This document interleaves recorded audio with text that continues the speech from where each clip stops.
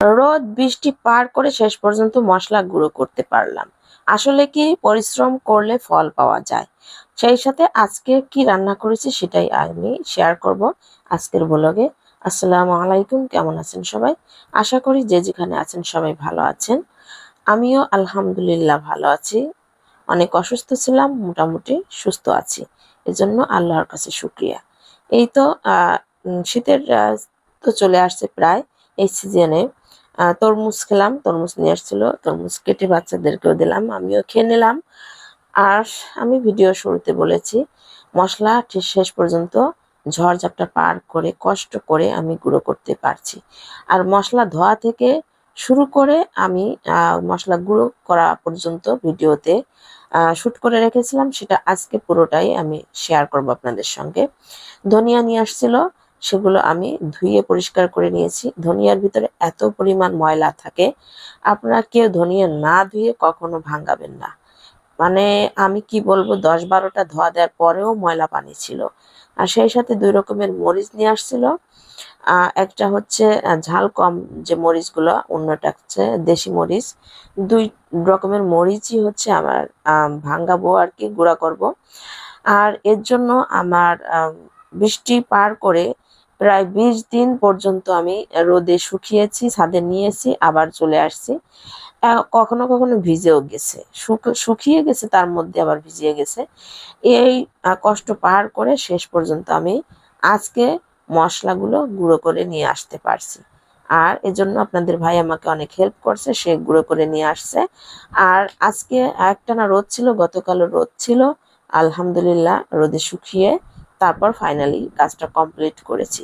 আসলে বাজারের মশলা থেকে নিজের হাতে তৈরি করা মশলা যে কতটা পারফেক্ট এটা আসলে বলে বোঝানো যাবে না। কারণ আমি যখন মশলা ধনিয়া ধুয়েছিলাম তখন তখনই বুঝতে পারছি যে কি পরিমাণ ময়লা থাকে। আর বাজার থেকে যে আমরা মশলা কিনে নিয়ে এসে খাই তার মধ্যে যে কতটা ভেজাল থাকে সেটা বোঝাই যায়। তাই কষ্ট করে হলেও নিজে হাতে মশলা তৈরি করে খাওয়া অনেকটা ভালো। তারপর তো আমি খুব অল্প মশলায় ঝটফট করে বিরিয়ানি রান্না করে নেব, যেহেতু আজকে অনেক ব্যস্ত ছিলাম, শুক্রবার ছিল। আর বিরিয়ানিটা মনে হবে শর্টকাটে রান্না করা যাবে।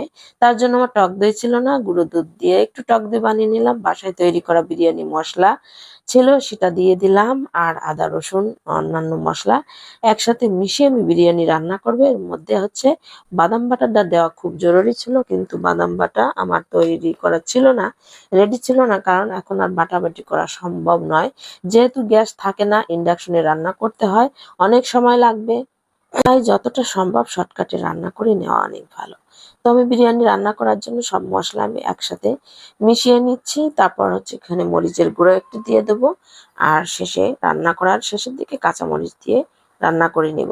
আমি মাংসগুলো পেঁয়াজ বাদামি কালার করে একটু নেড়ে চেড়ে রান্না করে নিচ্ছি। তারপর মশলা একসাথে মিশিয়ে আমি মাংসের মধ্যে দিয়ে দিলাম। মাংসটা সুন্দর করে কষাবো যাতে মশলা মাংসের মধ্যে ঢুকে যায়। আর এখানেই হচ্ছে বিরিয়ানির স্বাদটা পাওয়া যাবে। যতক্ষণ পর্যন্ত কষাবো ততক্ষণ পর্যন্ত হচ্ছে মশলার স্বাদ গুণ পুরোটাই মশলার মধ্যে ঢুকে যাবে। একটু লবণও বাড়িয়ে দেবো যাতে মশলা মাংসের মধ্যে চলে যায়। তারপর তো চালগুলো দিয়ে আমি সুন্দর করে মিশিয়ে নেব। যেহেতু ইন্ডাকশনে রান্না করছি এখানে অনেক দেরি হবে, কারণ ইন্ডাকশনে পানি অতি সহজে শুকাতে চায় না। তারপর আমি সব মশলার সঙ্গে মাংস একসাথে মিশিয়ে রান্না করে নিচ্ছি। আর পরিমাণ মতো পানি দিয়ে কাঁচামরিচ দিলাম এর মধ্যে, ক্যামেরায় একটু কেওড়া জল, তারপর কিশমিশ আলু বোখরাও দিয়ে দিয়েছি। তারপর রান্নাটা বসিয়ে দিয়েছি, ঢেকে রান্না করতে হবে। সম্পূর্ণরূপে অন্যরকম রান্না ইন্ডাকশনে হবে, গ্যাসের চুলার সাথে কোনো মিল নেই বললে চলে। তারপর একটু দমে রেখেছিলাম। ফাইনালি আমার রান্নাটাও কমপ্লিট, কালারটাও সুন্দর এসেছে। আর ঝটফটা বিরিয়ানি রান্না সত্যি অনেক মজার হয়েছিল।